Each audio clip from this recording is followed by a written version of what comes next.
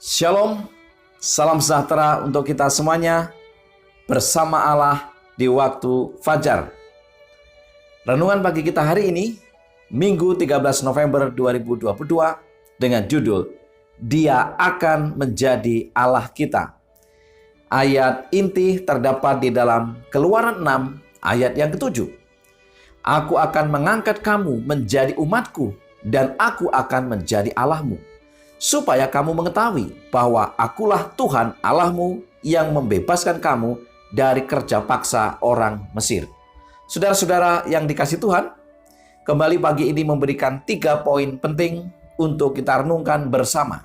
Poin yang pertama, kesulitan-kesulitan akan lenyap di dalam Tuhan jika kita berada di jalan penurutan dan dengan rendah hati berharap kepada Tuhan.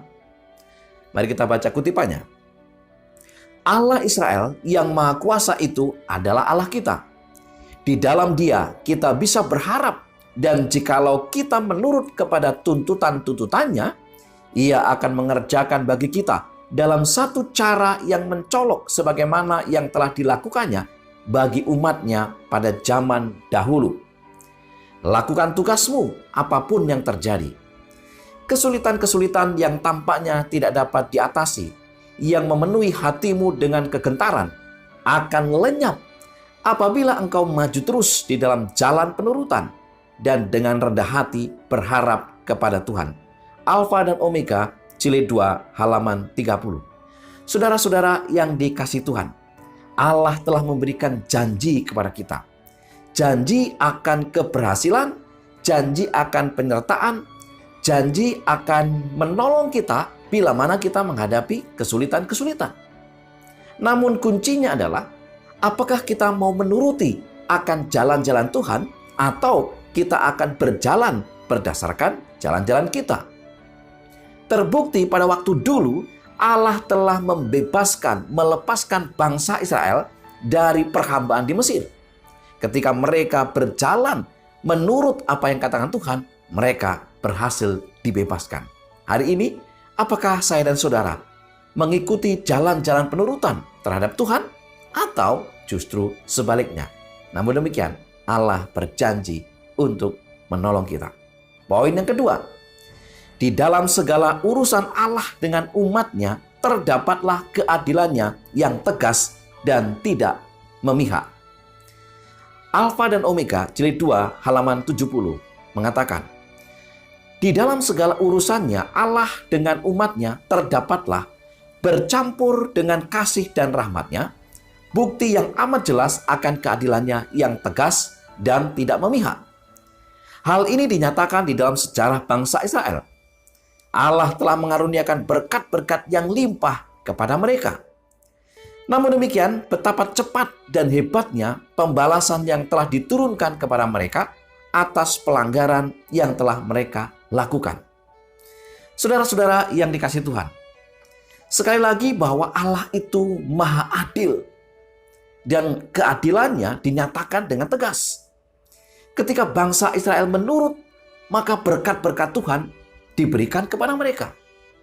Tetapi sebaliknya, ketika mereka tidak menurut, mereka mengikuti jalan-jalan mereka sendiri, maka kutuk menjadi bahagiannya. Ini juga menjadi peringatan bagi saya dan saudara. Apakah saya dan saudara mengikuti jalan-jalan Tuhan menurut rencana Tuhan, atau menurut aturan-aturan Tuhan, menurut firman Tuhan, atau justru menurut apa yang menjadi keinginan kita, menurut apa yang dunia berikan kepada kita? Saudara sekalian, Allah memberkati kita jika kita menurut. Namun sebaliknya, hukuman akan menjadi bagian kita kalau kita tidak menurut. Pilihan ada di tangan kita. Itulah Allah kita. Allah yang adil, Allah yang tegas, dan Allah yang tidak memihak. Di poin yang ketiga, rumah Allah adalah pintu gerbang surga. Malaikat-malaikat menutupi mukanya atas hadiratnya yang agung. Alfa dan Omega, jilid 1, halaman 293 mengatakan, ada orang-orang yang membawakan dirinya di dalam rumahnya satu cara yang ia tidak berani dilakukan bila mana ia sedang berada di ruang pertemuan bersama dengan seorang pemimpin dunia. Mereka ini harus mengingat bahwa mereka sedang berada di dalam hadirat Dia yang diagungkan oleh malaikat. Di hadapannya, malaikat-malaikat menutupi mukanya. Ini tidak lain dari rumah Allah. Ini pintu gerbang sorga. Alfa dan Omega jilid 1 halaman 293. Betapa agung dan mulia Allah kita, sehingga para malaikat pun harus menutupi mukanya untuk menaruh hormat atas kemuliaan yang Tuhan berikan. Dimanapun Allah hadir, kemuliaannya sangat nyata. Demikian juga di rumah Tuhan, di baitnya yang kudus, Allah hadir dan kemuliaan ada di sana. Kita harus menaruh hormat atas hal itu karena hadiratnya adalah suci. Hadiratnya adalah pintu gerbang sorga. Saudara sekalian, jika malaikat-malaikat saja merasakan keagungan yang dahsyat atas kehadiran Allah, bagaimana dengan saya dan saudara memandang akan Allah kita?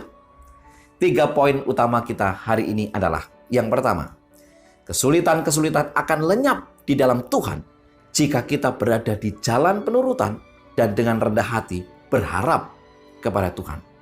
Yang kedua, di dalam segala urusan Allah dengan umatnya, terdapatlah keadilannya yang tegas dan tidak memihak. Jika kita setia menurut, ada berkat.